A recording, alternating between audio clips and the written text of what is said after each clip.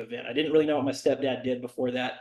I didn't know anything about, midstream, downstream, any of that, upstream, until then. And so they moved us. My stepdad was okay. We were all okay. We got moved out of Brenham, and I landed in a place called Pampa, Texas. Have you been to Pampa, Texas ever? No, that's one I can't say that I've been to. Most people won't. Most people won't. It's in the Panhandle, close to Amarillo. Okay, Uh, a lot of oil up there, of course. sure. So we're there through high school, and I graduate high school in 1996. And that company had a program for summer hands. That's what they called the summer hand program.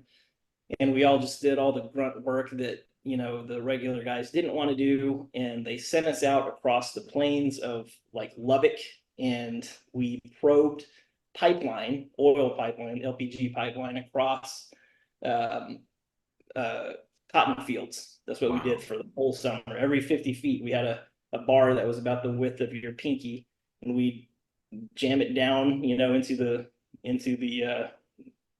dirt, and see how far that pipeline was, so that the plows didn't hit it or whatever.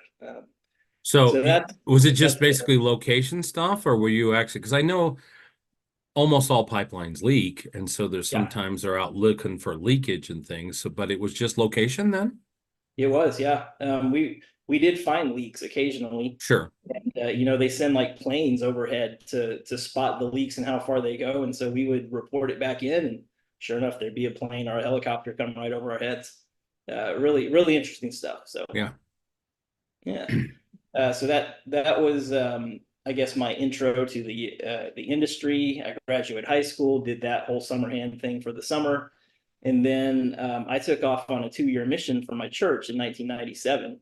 Before I started college, anything like that, and I went to Thailand. So I was overseas for those 2 years, and I guess that's pertinent to the whole story. In many ways, it was a wonderful, formative experience. It was, I guess, like a gap year. A lot of kids have gap years these Sure. days. Yep. Not kids where I came from, but Right. that was like a gap year multiplied, 100 times over. Um, and so wonderful experience, but really my intro to sales, I would say, came from there. So anyway, Absolutely. I know lots of people that go around the world for missionary opportunities.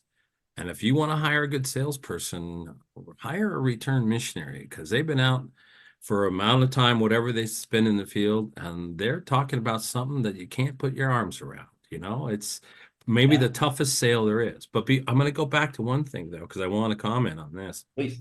When you were out stomping around the northwest parts of Texas, I'm sure that wasn't a cold experience. I'm sure you were walking in the summer in some pretty warm places. It was, yeah. And the requirements, the personal protection requirements to dictate, I would have been out there without my shirt on or whatever, if Sure. I had my way, but you had to wear Nomex, like full suits, Oh, and boots and everything. So it was warm, Rex. It really oh. was. Well, if listeners haven't been up there in the Panhandle, if you want to see a lot of sky, that's the place to see it because there's nothing out there.